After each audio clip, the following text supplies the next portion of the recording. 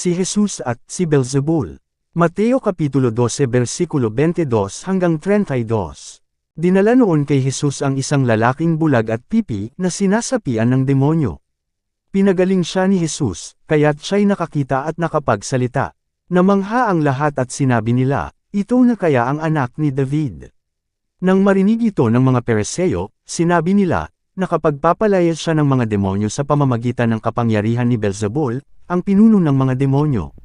Subalit alam ni Jesus ang kanilang iniisip kaya't sinabi niya, ang bawat kahariang naglalaban-laban ang mga mamamayan ay babagsak, at alinmang bayan o sambahayang sila ang naglalaban ay mawawasak. Kaya't kung si Satanas ang nagpapalayas kay Satanas, kinakalaban niya ang kanyang sarili. Kung gayon, paano pa niya mapapanatili ang kanyang kaharian? Kung ako'y nagpapalayas ng mga demonyo sa kapangyarihan ni Beelzebul, sa kaninong kapangyarihan naman nagpapalayas ng demonyo ang inyong mga tagasunod? Ang ginagawa nila ang magpapatunay na maling-mali kayo. Ngunit kung ako'y nagpapalayas ng mga demonyo sa kapangyarihan ng Espiritu ng Diyos, nangangahulugang dumating na sa inyo ang kaharian ng Diyos.